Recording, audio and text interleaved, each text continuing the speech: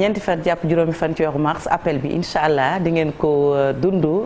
en direct ci télévision Futurs Médias ñuy ziar axlu laayeen yëpp aywa Marcel Maroun un jour une actu tey da nga ñëwaat encore ci un jour une actu mu nekk tey un jour un chiffre li ko waral mooy li xew Mali ak militaire étranger yi fa nekk bu ñu ko waxee nag xel dem ci Barkhane ak Katouba. exactement donc juróom-ñeent plus précisément moom mooy chiffre bi ñu bëgg taxaw tey donc après 9 ans donc de présence au Mali la France et ses partenaires daal di officialiser ne dañuy rek génne en tout cas force militaire yi nga xamante ne Barkhane ak Takuba lañ ko tuddee ca territoire malien bi décision boobu nag ñu ngi ko daal di jël mercredi ci ngoon gannaaw ba benn dîner de travail daal di am te une trentaine de dirigeants africains ak européens daal ciy bokk ñuy gis na ne président africain yi jotoon nekk ci boobule daje les principaux en tout cas Macky Sall en sa qualité également de président de l'Union africaine Nana Akufo-Addo en sa qualité de président de la CEDEAO donc Mohamed Bazoum bu Niger Mohamed Ould El Ghazouani bu Mauritanie ak Mahamat Idriss Déby Itno du Tchad donc muy nar a nekk benn retrait buy effectif d'ici 4 à 6 mois donc du ñu jóg rek noonu dem donc durée bi dañ koy nar a xaar ba d'ici 6 mois au grand maximum et actuellement donc on estime à 2400 éléments français yi nga xamante ne ñu ngi nekk ci réewu Mali. aywa ñu ñëw ci beneen laaj Marcel lan moo waral ñu jël bi la dogal génn foofu ca Mali. alors selon li ñu ko tuddee les motivations officielles bu jógee ci donc réewu occidentaux yeeg yeneen forces étrangères yi donc en raison des multiples obstructions bi nga xamante ne autorité de transition malienne yi dañ koy daal di teg rek Canada ak état européen yu bëri yi nga xamante ne dañuy opérer aux côtés de l'opération Barkhane et au sein de la task force Takuba dañuy estimer ne que conditions politiques yi nga xamante ne foofu la nekk opérationnel ak juridique yi amatul ngir fexe ba engagement militaire bi ñu am foofu ñu daal di koy poursuivre ci wàllu lutte contre le terrorisme au Mali loolu waral daal ñu daal di décider entamer retrait coordonné du territoire malien de leurs moyens militaires respectifs dédiés donc à ces opérations mu di communiqué conjoint signé par plusieurs pays donc dont le Sénégal l'Allemagne la Belgique le Bénin le Danemark aussi parmi les Européens et plusieurs organisations comme le Conseil européen la Commission européenne la Coalition pour le Sahel et la Commission de l'Union africaine donc ça ay motivation yi nga xamante ne loolu la force yi daal di wax waaye bu ñu xoolee motivation réelle départ contraint bi force Takuba ak Barkhane mooy présence mercenaire du groupe Wagner sur le territoire malien fu mu nekk nii nag bu ñu sukkandikoo ci waa France ils sont estimés à 1000 mercenaires yoo xamante ne groupe russe Wagner bi la ñu bokk fu mu nekk nii nag les autorités maliennes ñoom bëggaguñ ci communiquer joxe guñ ci benn chiffre officiel waaye tamit beneen raison buy expliquer bi les retraits contraints mu di la crise diplomatique entre la France et le Mali bu koy firndeel mooy yàggul dara ñu daal di daax ambassadeur France bu nekkoon ca réewu Mali et puis mu am tamit renforcement bi nga xamante ne sentiment défiance anti-français dafa am au sein même de l'opinion malienne ndaxte dañuy accuser ne France daf fi nekk pour piller les ressources minières du pays ñuy fàttali ne uranium bi nga xamante ne foofu la nekkee France da ciy daal di jël en tout cas ñu ngi koy joxoñ baaraamu tuuma ci wàllu boobu nekk da koy jël ngir mën a alimenter ay centrales nucléaires am te bu ñu xoolee loolu tamit incapacité de trouver une réponse efficace au djihadisme donc ndaxte ñu ngi fa daaneel leen certes ay chefs terroristes waaye daal mënaguñu contrer avancée djihadisme boobu noonu waaye tamit mu am beneen motivation beneen raison buy expliquer boobu les retraits des troupes européennes donc en général mooy les désaccords ci durée de transition proposée par le pouvoir militaire actuel mu di 5 ans alors que ñeneen ñi ñoom communauté internationale dañuy wax ci ñuy organiser ay élections libres et transparentes dans les plus brefs délais soxna Fati. aywa très rapidement mais au fond quand même fii ak diir bu gàtt ñoom takk der yi dootuñu sori te sax Mali de toutes les façons. au fond parce que bu ñu seetee ba seet fu mu nekk nii quelques 2500 à 3000 soldats français dañuy nar a des foofu ci zone Sahel contre 4600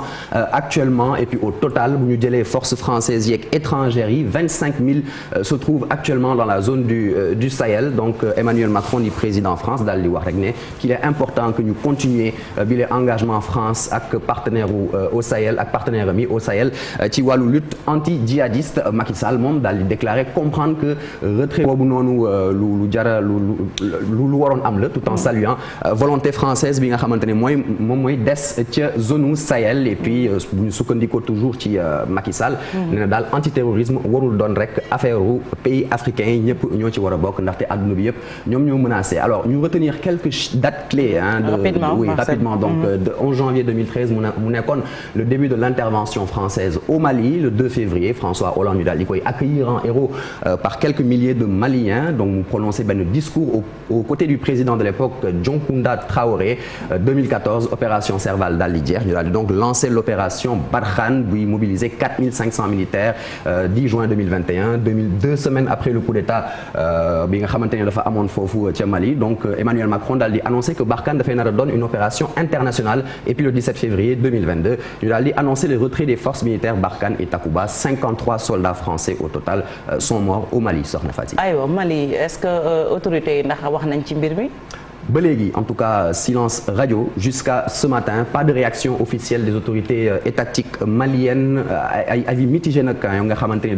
dañ ko jëlee ci opinion publique bi. ñenn ñi dañoo soulagé ci retrait français ak yeneen puissance yi waaye ñeneen ñi ñu ngi jaaxle ndaxte léegi daal forces armées maliennes yi ñoom ñooy nar a jël le relais waaye ñeneen ñi daal dañuy émettre ay doutes ndaxte fooguñu ne rek armée malienne boobu dina capable rek faire face au terrorisme ci tout le territoire malien. Ay grande crainte aussi à Gao bi nga xamante ne ville buy accueillir la principale base française de Barkhane la où les populations parlent de catastrophe. Donc ñu gëstu tamit xool la grosse polémique en France naturellement à 2 mois de l'élection présidentielle annonce su retrait forces militaires yooyu ca bu Barkhane ca Mali fait grand bruit en France. On se frotte les mains naturellement les opposants Marine Le Pen du Rassemblement national mais c'est un jour sombre ce départ signe hélas d'échec total des stratégies successives de Monsieur Macron. C'est piteux, un désastre largement prévisible buy témoigner du bilan accablant du duo Hollande-Macron Jean-Luc Mélenchon de la France insoumise. Moom nee na la France a été écrasée sous le poids de la bêtise et de la désinvolture des chefs civils français yi nga xamante ne dañu daal yàq carte yi rek en voulant jouer à la guerre et puis près de 60 militaires sont morts au combat. Des milliards d'euros ont été dépensés et aucun des objectifs n'a été atteint. Loolu kaddu Manon Aubry la eurodéputée de France insoumise. Dernière question. Ma dernière question naturellement moom mooy Barkhane ak Takuba dem bi ñu dem ban impact la mën a am surtout vis-à-vis des djihadistes. Voilà alors donc ñu gis na ne rek ay benn voie ouverte aux négociations avec les djihadistes lay nar a doon nag peut-être bien sûrement ndaxte autorité transition yi léegi ñoom daal seen loxo yeewi nañ leen ngir ñu mën a négocier directement avec les groupes djihadistes affiliés à Al-Qaïda et puis depuis même le président IBK boobule idée moo nekkoon ci xelu autorité yi. Donc bëgg appliquer rek recommandation bu jógee ci conférence nationale d'entente en 2017 ak dialogue national inclusif en 2019 donc recommandation yooyu doon suggéré ñu entamer ay pourparlers ak ñaari chefs djihadistes ku mel ni Amadou Koufa bu Katiba Massina ak Iyad Gali bu groupe de soutien à l'islam et aux musulmans bu affilié Al-Qaïda et puis donc junte malienne bi moom gëmul na ne armes yi rek moom mooy nar a tax ba terrorisme yi daal di jeex au Mali donc au sein du G5 Sahel voire de toute l'Afrique de l'Ouest la crainte d'une expansion de la menace terroriste est aujourd'hui réelle malheureusement soxna Fatick quand on sait qu'on fait nous partie du Sénégal le Sénégal fait partie de l'Afrique de l'Ouest. Voilà merci beaucoup Marcel Maroun. Chérif Dia très rapidement ce qui se passe au Mali ak retrait du force Barkhane yi ak Takuba. Bon loolu moom il fallait s'y attendre parce que France c'est vrai que ñoo wax na ko dem Emmanuel Macron son problème c'est la junte bi nga xam moo fa nekk Assimi Goïta déggoowul moom moo tax donc il a décidé surtout bu fekkente ne waa Wagner ces mercenaires là parce que démb dans son discours bi mu def en présence de Macky Nana Akufo-Addo ak Louis Michel il disait que par exemple bon c'est un régime de fait la leen tuddee donc moom chaque fois buy wax daf leen di xeeb looloo taxoon sax Choguel Maïga doon ko répondre jàpp ni way France respecté wul ñi nga xamante ni kon moom mooy waa Mali lu ci mën a am ba mën a am mooy terrorisme moom day phénomène boo xam ne ngir xeex ko benn réew kese mosu koo gagné France bi sax même si amoon na présence c'est vrai que bi ñu ñëw loolu aussi buñ ko fàtte bi ñu ñëw yéen a ngi koy fàttali ko jamonoy Dioncounda Traoré bi ñu ñëw Mali ñu ngi leen doon tàccu donc qu'est-ce qui s'est passé ba 10 ans après ñu leen di yuuxoo loolu c'est un problème boo xamante ne aussi il faut le poser mais Afrique li ma leen wax rek mooy sécurité moom nan ko aaral suñu bopp c'est vrai que français yi baax na les partenaires baax na mais li ci bëri moom ñu am suñu force yoo xamante ni tàmbale ko ci Union africaine di aar suñu bopp léegi ku ñëw jàppale ñu jàppale ñu ndax France kese mënu ko xeex gis nga Amérique ñoo leen doon dimbale ci wàllu renseignement 7h35 ñu dem ci xibaar yi ànd ci ak Cheikh Tidiane merci beaucoup Chérif.